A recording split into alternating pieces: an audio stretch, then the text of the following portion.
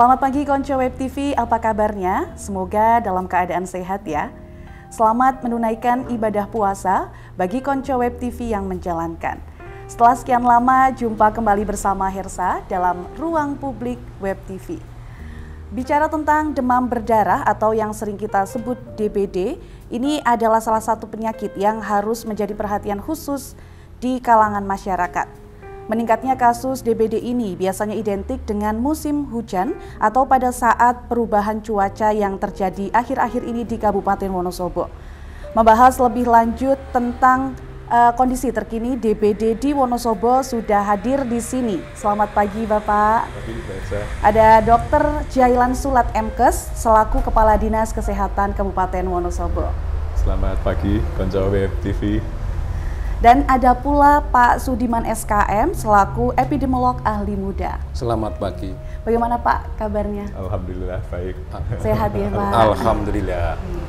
Ini kan membahas tentang DBD akhir-akhir ini ya Pak. Di rumah sakit di Kabupaten Wonosobo khususnya itu kan banyak sekali penderita kasus DBD itu meningkat ya.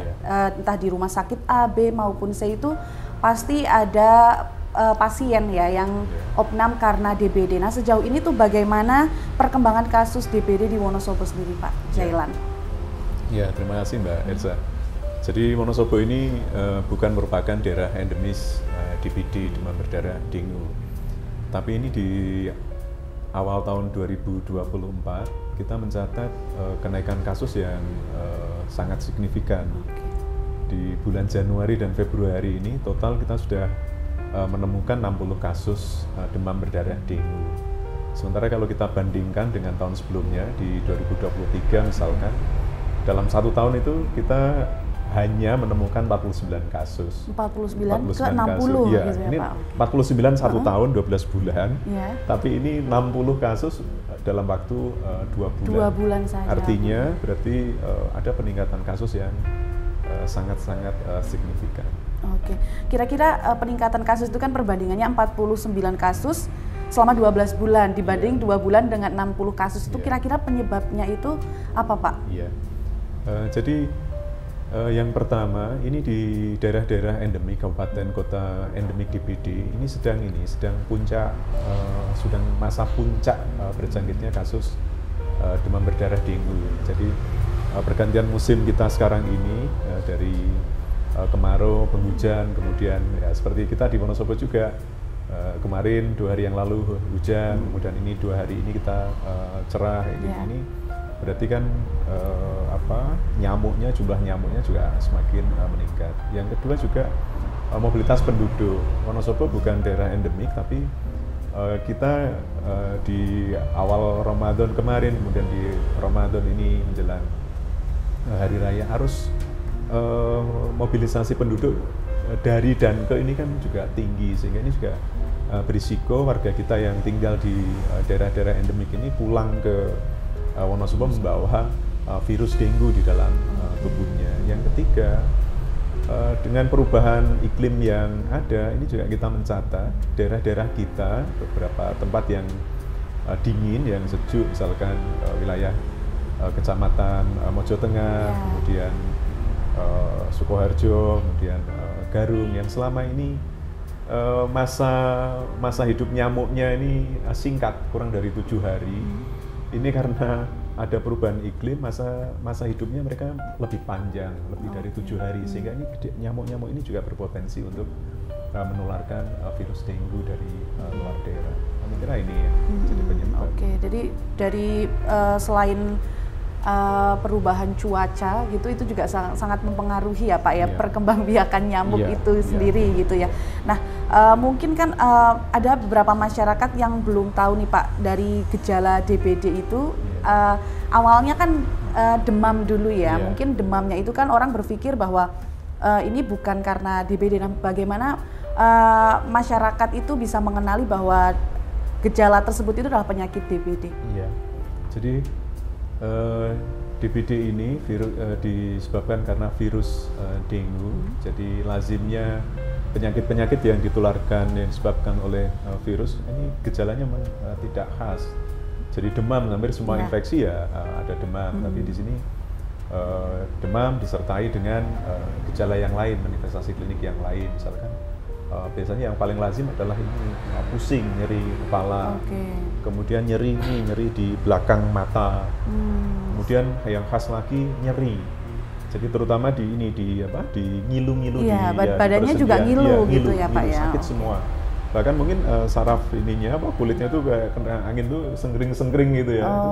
Itu kita curigai sebagai demam dengue. Kemudian ada manifestasi perdarahan. Biasanya ruam titik-titik bercak merah, titik-titik merah di kulit itu berarti jelas itu berarti kemungkinan besar untuk demam berdarah dengue DBD. Jadi kita bedakan ada demam dengue, kemudian ada demam berdarah dengue.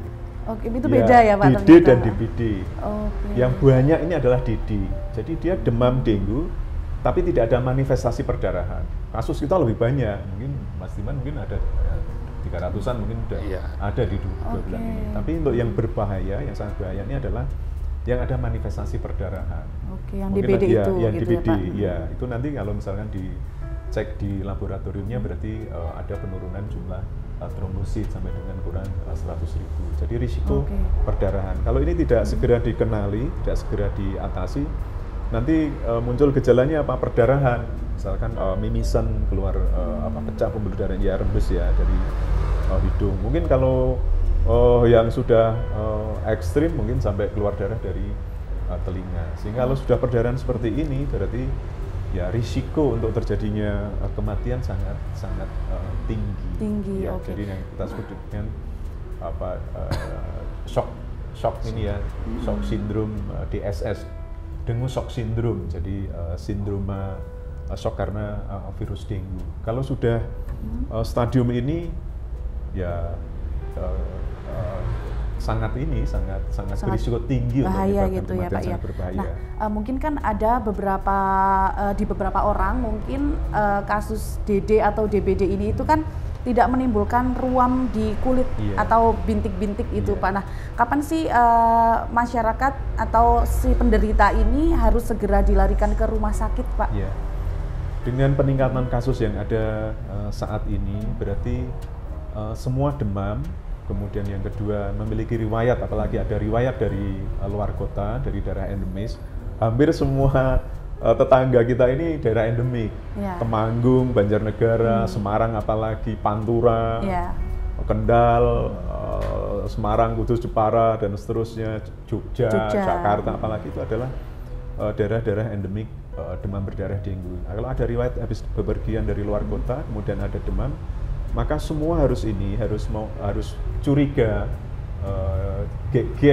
ketularan demam berdarah, sehingga pada kesempatan pertama kita anjurkan, kita dorong untuk segera ke fasilitas layanan kesehatan, ke puskesmas, ke klinik, ke dokter praktek mandiri, atau langsung ke IGD, ke rumah sakit. Kita juga sudah menyampaikan edaran ke semua fasilitas layanan kesehatan di tingkat pertama maupun lanjutan, semua klinik, semua puskesmas, praktek mandiri, kemudian juga rumah sakit untuk waspada, meningkatkan kewaspadaan, sehingga semua kasus demam dengan riwayat luar kota untuk ditangani, diberikan tata laksana, dicurigai sebagai kasus demam berdarah dengue, sehingga lebih baik kita curiga di awal gitu, daripada nanti kita lengah kemudian dan ternyata bisa berakhir fatal gitu fatal, ya Pak ya.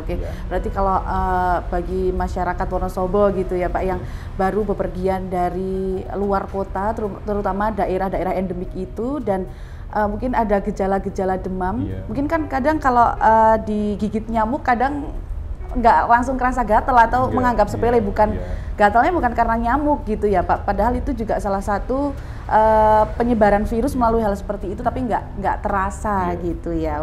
Baik, sekarang ke Pak Diman nih Pak, penyebab dari DBD ini sendiri kan karena gigitan nyamuk Aedes aegypti. Nah, bedanya nyamuk Aedes aegypti dengan nyamuk lainnya itu seperti apa sih Pak? Banyak bedanya, mungkin dari telur ya, nanti saya sampaikan untuk biar teman-teman masyarakat tahu bedanya antara Aedes, Anopheles, Kulek dan nyamuk yang lain. Mungkin untuk Aedes sendiri telurnya juga beda dengan nyamuk-nyamuk yang lain, warnanya hitam, mengelompok, termasuk jentiknya, pupanya juga lain. Jadi kalau teman-teman masyarakat tahu, mungkin banyak sekali perbedaan dari telur, jentik sampai ke pupa, memang lain.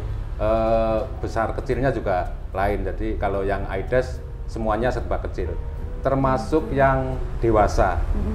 Dewasa hitam, belang-belang putih, dan kecil juga. Untuk yang paling beda itu ada di torak. Di torak itu ada garis 1 dan 3. Itu yang membedakan nyamuk Aedes dengan jadi, nyamuk yang lain gitu ya Pak? Nyamuk yang lain nggak ada itu. Jadi di torak itu ada satu garis, itu namanya Albopictus, Aedes albopictus. Yang toraknya ada garis 3 itu Aedes aegypti. Itu biasanya yang aegypti itu di sekitar rumah. Makanya tadi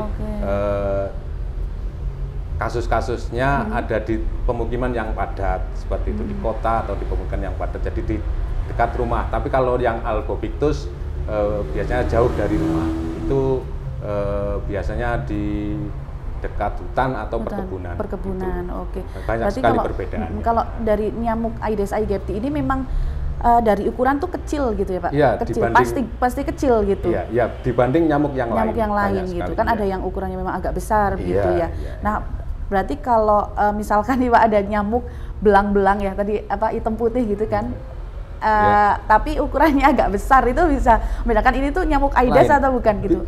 Bedanya di torak. Oh, di jadi toraknya nyamuk itu yang ya? lain di torak tidak ada garis putih 1 atau 3. Jadi banyak sekali yang belang-belang nyamuk itu namanya nyamuk pulek ya. Memang di situ kecil sekali memang, jadi masyarakat tidak langsung bisa membedakan. Biasanya tempat-tempat perindukannya juga dekat dengan rumah. Oke, di sekitar rumah aja gitu. Iya, Pak. sebenarnya itu. Terus misal nih Pak, digigit nyamuk gitu ya, digigit nyamuk terus kita sadar tapi masih ada nyamuknya di sini gitu kan. Itu gimana misalkan udah kegigit ternyata itu nyamuk Aedes aegypti gitu Pak. Bagaimana cara mencegah agar mungkin penyakitnya tidak langsung menyebar ke seluruh tubuh gitu? Oke. Ada masa inkubasi Mbak dari digigit nyamuk. Nyamuk itu mengandung virus. Jadi nanti klinisnya terasa antara 4 sampai 7 hari. Jadi tidak serta-merta begitu digigit nanti langsung kena DBD, itu enggak. Itu ada masa inkubasi, artinya dari masuknya virus sampai muncul gejala. Untuk antisipasi jelas banyak sebenarnya, gampang disampaikan, gampang diomongkan, tapi susah dilaksanakan. Itu yang namanya PSN itu, untuk pencegahan itu. Kalau yang sering istilahnya ya untuk cara mencegah gitu ya Pak ya, di daerah rumah-rumah gitu ya, di masyarakat itu kan dengan cara fogging ya Pak. Nah mungkin ada cara lain nggak selain mencegah penyakit DBD itu, selain di fogging, dengan cara apa lagi Pak? Yaitu kebersihan, perilaku hidup sehat, menghilangkan tempat-tempat yang kemungkinan untuk berkembang biak Aedes. Itu biasanya di ban, di kaleng, di kamar mandi yang karena nyamuk ini suka di tempat-tempat yang bersih. Jadi lain bersih dengan, ya Pak ya. Enggak di comberan ya, enggak di comberan. Langsung dengan tanah. Iya, enggak langsung dengan tanah. Jadi ya seperti itu. Aedes memang berperilaku seperti itu, lain dengan Anopheles, kulek, dan nyamuk-nyamuk yang lain itu. Kalau Anopheles kan untuk malaria, tapi tempat perindukannya jauh malah dari pemukiman atau dari rumah ya. Tapi kalau Aedes ini memang lain daripada yang lain, berkembang biak di rumah, di tempat-tempat yang bersih, jernih, biasanya di kamar mandi, di kulkas yang belakangnya ada airnya, tatakan pos yang tidak langsung dengan tanah. Itu perilaku atau kebiasaan Aedes aegypti atau Albopictus. Oke, jadi kalau misalkan ada di tempat-tempat yang itu tuh bukan tempat kotor, bukan tempat yang gelap, tapi ada nyamuk, itu juga patut dicurigai kalau itu nyamuk Aedes aegypti sendiri gitu ya, Pak? Bisa dicurigai, tapi Aedes itu berperilaku berkembang biak di tempat-tempat yang bersih. Tapi kalau yang dewasa, dia senang beristirahat di tempat-tempat yang gelap. Oh gitu. Iya, seperti cantelan baju, di balik apa ini Pak, horden tirai gitu seperti ya. Itu, memang itu. Jadi istirahatnya tidak jauh dari kita. Iya, di sekitar kita gitu ya Pak ya. Oke. Nah kalau bicara tadi Pak soal fogging, nah ini ada itu nggak sih Pak, ada efek samping gitu dari pengasapan itu sendiri atau tidak?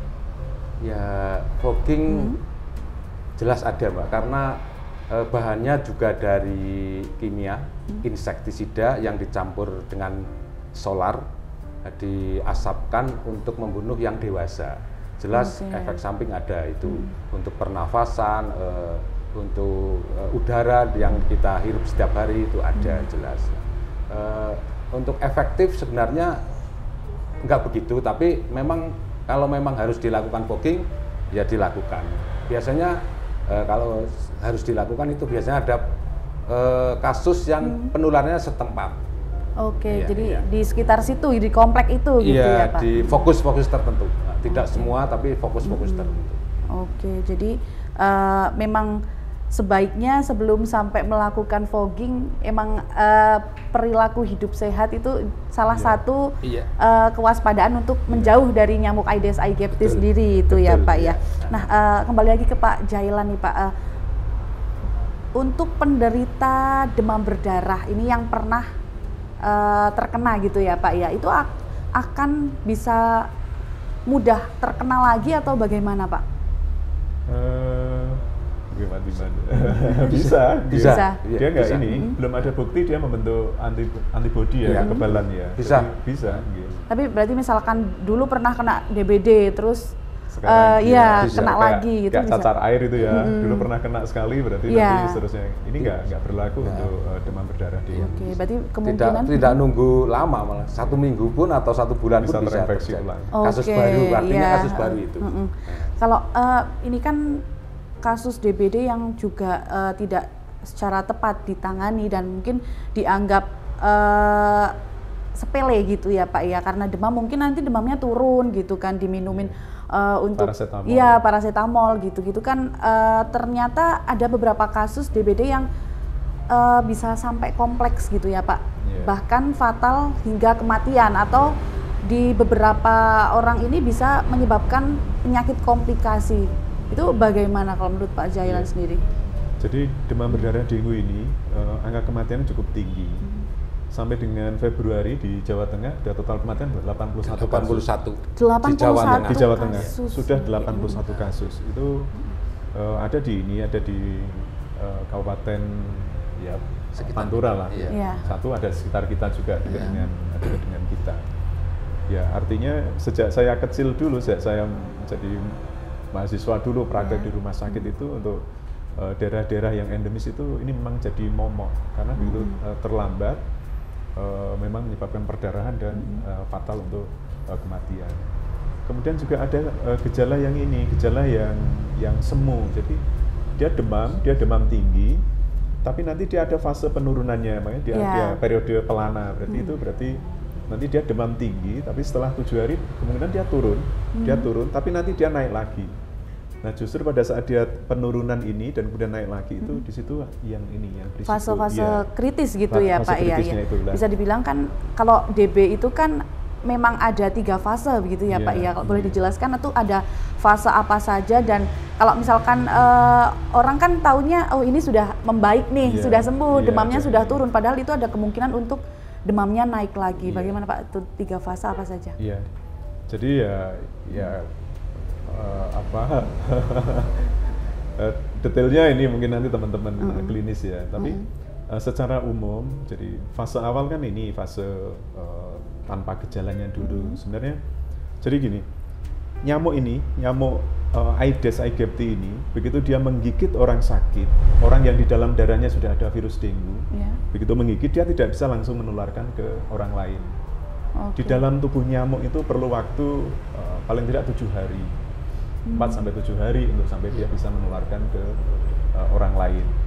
Jadi itu yang pertama. Yang kedua, begitu orang yang digigit oleh nyamuk nyamuk Aedes aegypti yang di dalam kelenjar ludahnya sudah ada virus dengue yang siap ditularkan, itu juga enggak langsung dia langsung masuk ke stadium gejala. Jadi di stadium awalnya berarti stadium tanpa gejala. Mungkin dia merasa gergesi, merasa demam inilah, gerges nggak enak, nggak nyaman, itu ya malais istilahnya, aras-arasan, itu sebenarnya sudah tanda-tanda awal.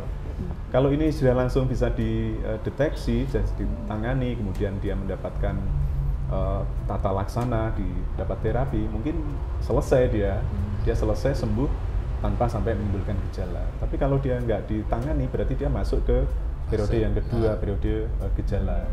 Demamnya tinggi dengan beberapa gejala tambahan tadi, ada nyeri, ngilu. Saya sendiri juga pernah merasakan itu. Saya kayak lehernya tuh kayak nggak ada tulangnya itu, jadi pusingnya tuh pusing yang sangat pekat gitu ya Pak ya. Semua ini apa? Iya, kayak balungnya itu kayak dilolosi gitu ya. Di ini juga gitu, di mata itu saya rasanya itu sakit gitu. Itu yang mungkin yang membedakan demam kena DBD sama demam biasa gitu ya Pak. Kalau seperti itu nanti datang ke tenaga kesehatan, pasti paling nggak dia akan dites dites Rambling test itu. Jadi nanti pakai dibendung pakai tensi itu, nanti ini diambil sampel darah. Enggak, langsung ini aja muncul ini peletik-peletik itu di daerah yang terang di sini itu muncul. Gitu. Nanti ruam-ruam itu. Ruamnya akan muncul gitu ya. Titik-titik putih itu berarti kemungkinan berarti tidak sampai pengambilan darah saja itu sudah bisa kelihatan gitu ya Pak. Klinisnya kelihatan. Dan nanti ditegakkan lagi dengan kita punya tes cepat juga, rapid test untuk dengue juga kita sudah punya. Kemudian nanti diambil sediaan darahnya untuk dipastikan dengan laboratoriumnya. Nah itu kalau bisa segera ditata laksana, ditangani, kebutuhan cairannya masuk, obat-obat anti perdarahannya sudah masuk.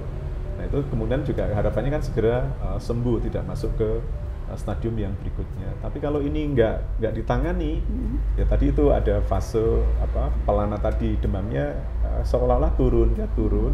Tapi sebenarnya di dalam tubuh itu kan sedang berproses ini virus ini. Nah nanti perdarahan yang pertamanya perdarahan di bawah kulit ini muncul jadi perdarahan yang lebih ekstrim lagi. Nanti mimisen keluar dari telinga, dari mulut, sampai nanti kalau banyak perdarahan berarti ada shock hipovolemik yang disebut DSS tadi, dengue shock syndrome. Kalau sudah ini ini bisa penurunan kesadaran, sudah harus transfusi dan harus dirawat di ICU. Jadi ini mengapa demam berdarah ini yang kelihatannya sepele ditularkan oleh nyamuk yang sangat kecil. Saya sendiri juga gitu. Kalau digigit nyamuk itu saya tuk gitu, nggak tak lepas. Kemudian tak lihat, diajari Pak Diman. Oh gitu ya. Iya, ini Albopictus Aedes. Gitu. Kalau Albopictus itu totoknya toraknya tuh totoknya itu garis satu, terus kayak pedang gitu ya, sedikit putih gitu. Kelihatan banget gitu ya Pak ya. Kayak pedang. Dia memang kayak pedang tuh, tak lihat itu. Ya dia belang-belang itu. Kalau Makduk tak lihat totoknya itu di sininya kayak kayak trisula. Piala. Ya kayak pedang, ini pedang 3 ini, kayak trisula, betul kayak trisula ini. Oh ini aegypti. Secara ininya Pak Diman itu dia ahli nyamuk, ini entomolognya kita. Itu yang Albopictus itu kemungkinan itu demam dengue saja, tidak ada manifestasi perdarahan. Tapi kalau yang totoknya ini ada trisulanya, 3 pedang ini, itu yang aegypti itu yang sering kali menyebabkan manifestasi perdarahan. Berarti emang kalau misalkan digigit nyamuk nggak ada salahnya kita mencerna ini nyamuk apa gitu ya Pak ya, untuk jaga-jaga, untuk waspada diri sendiri dan orang di sekitar kita juga gitu ya Pak. Oke, kalau bicara soal tadi Pak ada rapid test juga untuk DBD itu, apa benar saat ini sudah ditemukan vaksin DBD, Pak? Iya. Jadi semua ahli inginnya semua penyakit menular itu dicari vaksinnya. HIV dan lain sebagainya, semua termasuk juga DBD. Karena vaksinasi ini, imunisasi ini kan satu pencegahan spesifik yang cukup murah, dalam tanda kutip cukup murah, tapi efektif, sangat efektif. Ini juga belakangan ini memang sudah ditemukan vaksin untuk virus dengue, namanya TDV ya Pak Iman ya, tetravalent dengue vaksin. Ini masih belum masuk ke 14 vaksin program kita, masuk vaksin rutin, sehingga biayanya harus ditanggung mandiri oleh masyarakat. Ini cukup mahal. Sampai berapa itu Pak? Sampai berapa? 1.750.000 sampai dengan 2 jutaan ya, sampai dengan 2 juta itu untuk 2 dosis. 2 dosis. Harus 2 dosis. Oke, ini selang waktunya bagaimana Kak? Karena itu 2 dosis. 3 bulan atau 6 bulan? Ya, itu kemarin informasi 1 bulanan Pak. 1 bulan. Jadi selang 1 bulan setelah vaksin pertama, nanti di vaksin kedua. Nah, bicara soal ini Pak, karena sudah ada vaksin, itu tuh penggunaannya ketika misalkan ada yang berminat gitu ya menggunakan vaksin TDV itu sendiri, ketika sudah sakit atau malah justru sebelum jangan sampai gitu Pak? Ya, jadi kalau vaksinasi, imunisasi berarti pencegahan. Berarti sebelum.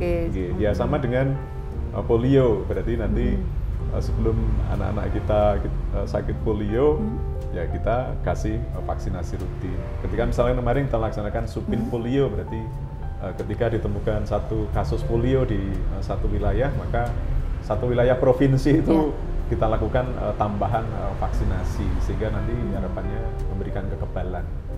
Jadi kalau yang TDV supaya tidak tertular, tidak sakit karena virus dengue, berarti kita vaksinasi vaksin dengue. Harapannya nanti meskipun kita digigit nyamuk Aedes aegypti yang dalam kelenjar ludahnya itu, dalam belalainya itu sudah ada virus dengue yang bisa ditularkan, itu nanti kita kebal, kita nggak jatuh sakit. Persis kemarin itu pada saat kita pandemi, dalam masa pandemi COVID-19, ya sebelum ditemukan vaksinnya, kita semuanya, hampir semuanya ketularan kena, dan angka kematian kita sangat-sangat tinggi.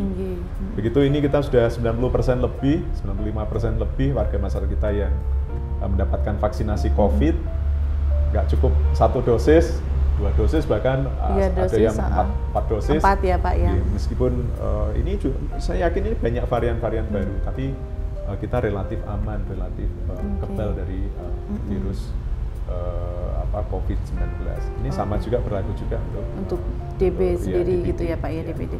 Nah mungkin karena di daerah Wonosobo sendiri juga bukan di daerah endemik Pak, sudah ada yang minat gitu belum sih untuk vaksin DBD sendiri? Saya kira sejauh ini? Iya. Jadi saya kira ini secara umum masyarakat kita ini terbelah jadi 2. Ya. Mayoritas kita pinginnya aman, tidak tertular dari penyakit-penyakit yang memang bisa dicegah dengan imunisasi. Sehingga untuk kelompok yang pertama ini ngoyak, berapapun harganya, dimanapun mereka akan berusaha untuk mendapatkan imunisasi ini, mendapatkan vaksin ini. Di sisi yang lain ada sebagian kecil masyarakat kita ya, mereka nggak percaya dengan kemanjuran dari vaksin itu sendiri, dari program imunisasi, sehingga sudah ada di depan mata pun, dikasih gratis pun tetap menolak. Jadi nah untuk saat ini mungkin di Kabupaten Wonosobo sendiri saya lihat belum tersedia ya Pak. Belum tersedia. Di kota-kota besar. Di kota-kota besar. Karena ini juga ini mahal ya. Mungkin di Semarang atau di Jogja, di Jakarta, terutama daerah-daerah yang ini, Purwokerto mungkin sudah ada. Sehingga kalau warga masyarakat ingin mendapatkan vaksinasi TDV mungkin ya perlu ke kota-kota, iya, keluar kota. Tapi ini juga kan juga baru ini ya, baru. Tapi mungkin nanti dengan sosialisasi kita pada pagi hari ini, kemudian nanti warga masyarakat banyak membutuhkan, ya kita akan berusaha untuk menyediakan vaksin. Tapi pembiayaannya tidak bisa ditanggung oleh pemerintah kabupaten, oleh pemerintah pusat. Berarti nanti pembiayaannya masih mandiri gitu ya, secara Pak. Mandiri. Ya, oke. Jadi kalau buat masyarakat Wonosobo yang memang tidak menginginkan vaksin karena juga istilahnya dari segi harga itu kan cukup tinggi, masih lumayan tinggi begitu ya Pak. Memang pemberantasan atau kewaspadaannya bisa dari diri sendiri dan lingkungan rumah begitu ya Pak ya. Nah, kembali ke Pak Diman nih Pak, bicara soal pemberantasan nyamuk nih Pak. Bagaimana cara mencegah peredaran nyamuk Aedes di sekitar rumah selain di fogging gitu? Oke. Siap. Tadi sudah disampaikan di depan, memang fogging juga memberantas, mengendalikan, tapi dengan banyak sekali segi negatif. Tadi ada zat kimia, pencernaan, dan udara yang tercemar. Yang paling efektif tetap pemberantasan sarang nyamuk. Oke. Ya, pemberantasan sarang nyamuk 3M, 3M plus. Jadi apa saja itu Pak? Ya itu mengubur, mendaur ulang, dan yang satu menguras ya. Untuk menguras ini perlu disampaikan, harus disikat karena telur-telur Aedes itu menempel di dinding-dinding bak mandi. Ya, jadi harus telur itu bisa bertahan sampai setengah tahun. Setengah tahun 6 bulan dalam posisi kering. Jadi kalau ada air nanti si telur itu akan menetas. Seperti itu. Makanya kami sarankan kepada masyarakat ya harus disikat gitu. Minimal 7 hari. Tadi siklus nyamuk gitu ya, Pak, 1 minggu sekali harus itu. Kalau memang keluarga, pribadi dan masyarakat ingin sehat, 1 minggu minimal itu, karena siklusnya kan dari telur sampai ke nyamuk dewasa itu 7 hari, kurang lebih 7 hari. Jadi harus 7 hari minimal sebelum itu. jadi nyamuk dewasa begitu ya Pak ya, harus karena sebagian hidup itu kan di air itu. Jadi harus memang pengendalian yang terbaik di situ. Plusnya ada larvasida. Kita sering menyediakan untuk masyarakat larvasida tapi selektif di tempat-tempat yang susah dikuras. Ya, jadi kalau seperti apa itu Pak? Abate. Mereknya Abate. Itu merek ya. Merek Abate merek. Larvasida itu pembunuh larva, pembunuh jentik. Pembunuh jentiknya itu sering kita berikan ke puskesmas, nanti biar dibagi dengan wilayah di wilayah masing-masing itu Abate, tempat-tempat yang maaf tadi Abate itu merek ya, larvasida ya. Merek Abate, tapi masyarakat kayak Honda seperti itu. Jadi memang yang terbaik itu menguras itu tadi 7 hari, minimal 7 hari, tapi kalau memang susah dikuras kita menyediakan larvasida untuk diberikan di tempat-tempat yang susah dikuras. Yang selanjutnya ya kebersihan lingkungan, walaupun nyamuk itu bukan Aedes tapi tetap mengganggu ya. Banyak sekali memang ribuan spesies, tapi yang paling mengganggu, paling bahaya kan ada beberapa spesies toh. Yang tadi salah satunya Aedes itu. Banyak, jadi kebersihan lingkungan, comberan-comberan, ban bekas, dan yang tempat-tempat yang kemungkinan untuk berkembang biak itu harus dimusnahkan tadi. Jadi itu yang paling efektif selain fogging, karena fogging itu banyak sekali ada manfaatnya, cuma manfaatnya lebih baik, lebih bagus yang 3M atau PSN itu. Yang bisa dilakukan sehari-hari di rumah begitu ya Pak. Bahkan ada minimalnya, misalkan kayak yang tadi menguras itu minimal 1 minggu sekali gitu ya Pak. Siklus nyamuknya 7 hari itu. Jadi sebelum dewasa harus dibunuh dulu. Dan menguras itu tidak hanya cukup mengganti air, tapi perlu disikat juga gitu ya Pak. Makanya sering ada himbauan itu menutup ini ya Pak ya, menutup bak mandi atau menutup ember, ya, menutup penampungan biar nyamuk nggak berkembang biak, nggak bertelur di situ. Karena ternyata nyamuk Aedes ini sendiri berkembangnya itu di air bersih gitu ya Pak ya, di sekitar kita, di area-area rumah saja begitu ya Pak ya. Oke, mungkin Pak apa ya, dari apa ya, melonjaknya kasus ternyata di Kabupaten Wonosobo yang bukan daerah endemik sendiri itu saja sudah sampai 60 dalam jangka waktu 2 bulan Pak. Mungkin pesan-pesan untuk masyarakat Wonosobo dalam mencegah peredaran demam berdarah sendiri, mungkin dari Pak Jailan dulu. Yeah. Yang pertama, kita tidak bisa ini menghalangi mobilitas penduduk, sehingga kita punya anak-anak, punya adik-adik yang tinggal di luar kota, yang kos, yang mahasiswa juga bekerja, sehingga di masa puncak berjangkitnya demam berdarah ini, teman-teman yang di luar kota, nyamuk ini dia keluarnya siang hari, berbeda dengan yang malaria. Kalau malaria itu keluarnya malam hari, jadi dia shift dia.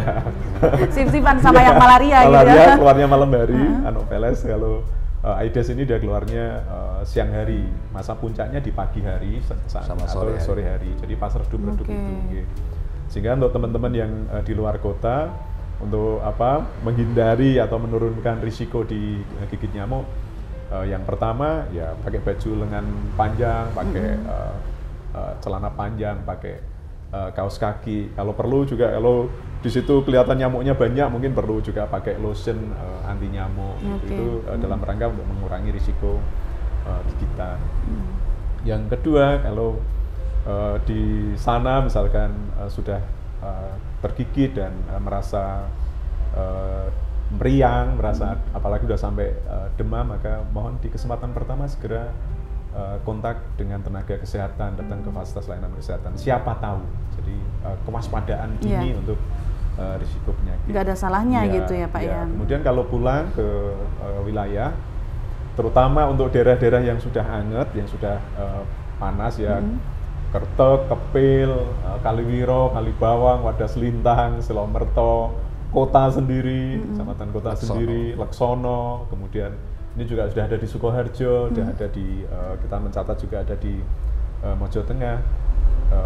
Kalau misalkan pulang dari luar kota dengan demam, sudah ke rumah sakit, kemudian ya keluarga ini berarti harus lebih waspada lagi, mungkin perlu pakai kelambu juga mungkin, atau tadi kalau malam hari ya kelambu ya Mas, kalau pagi hari ya tadi itu mengenakan lotion anti nyamuk, pakai obat nyamuk dan lain sebagainya. Kemudian yang ketiga, ini memang nyamuk kita ini Aedes aegypti atau Aedes albopictus tadi itu ya dia 7 hari. Siklus hidupnya dari telur sampai jadi nyamuk dewasa 7 hari. Nyamuk ini untuk sampai bisa dia gigit, dapat darah yang terinfeksi virus dengue, sampai dia nanti bisa menularkan ke orang lain lagi, dia juga butuh waktu 7 hari.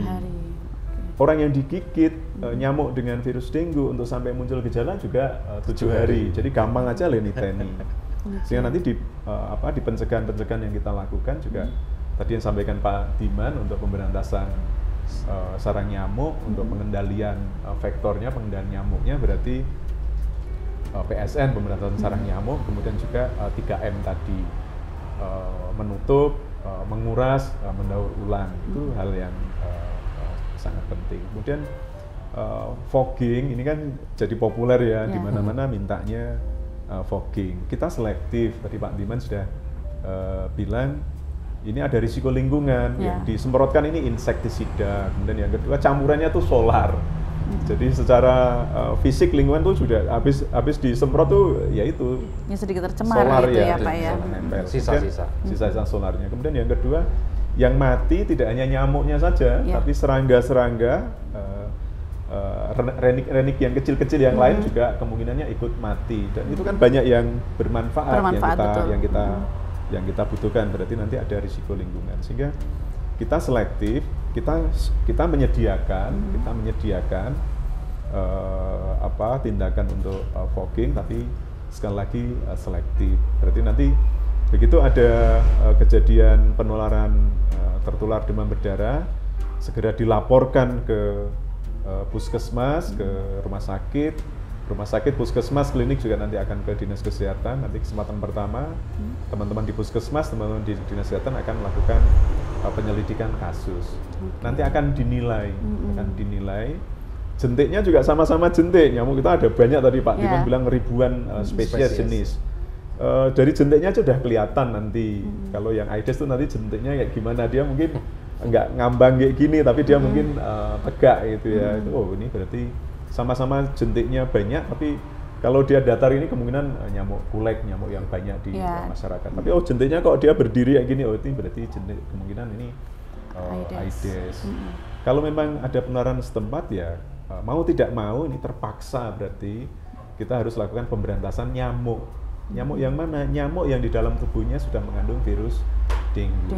Makanya ini juga untuk yang fogging ini juga dilakukan 2 siklus. Jadi kalau hari ini kita lakukan, hari Kamis ini kita lakukan penyemprotan, maka 7 hari yang akan datang, Kamis depan berarti kita lakukan penyemprotan ulang. Harapannya apa? Harapannya penyemprotan hari ini akan membunuh nyamuk dewasa yang ada, kemudian 7 hari yang akan datang berarti untuk memberantas nyamuk-nyamuk yang hari ini masih berupa telur, masih berwujud kepompong, masih berwujud jentik yang harapan yang diperkirakan 7 hari yang akan datang mereka sudah jadi nyamuk dewasa. Jadi ini kewaspadaan yang harus kita lakukan. Melihat efek samping dari fogging sendiri itu kan banyak gitu ya Pak ya, tadi disebutkan sama Pak Jailan, jadi lebih baik kita menjaga saja dulu apa yang maksudnya bisa dilakukan sehari-hari di rumah sendiri. Gitu. Ada pengalaman baik, ini teman-teman Puskesmas Wonosobo 1 ya teman-teman ya. Teman Wonosobo 1 ini sudah 2 tahun ini, 3 tahun. Ini tahun ketiga. Ini tahun ketiga. Ini tahun ketiga. Ya. Mereka membuat slogan hidup tanpa fogging. Yang mereka lakukan adalah ini mengembangkan kader-kader Jumanti. Jadi satu rumah satu Jumanti. Secara rutin kader-kader ini dalam setiap minggu mereka keliling dari rumah ke rumah. Mereka memastikan di tempat-tempat penampungan airnya dia bebas jentik. Di tataan pot, di belakang kulkas, minuman burung, talang dan lain sebagainya kayak gitu, di bak-bak mandi itu dipastikan dia zero jentik.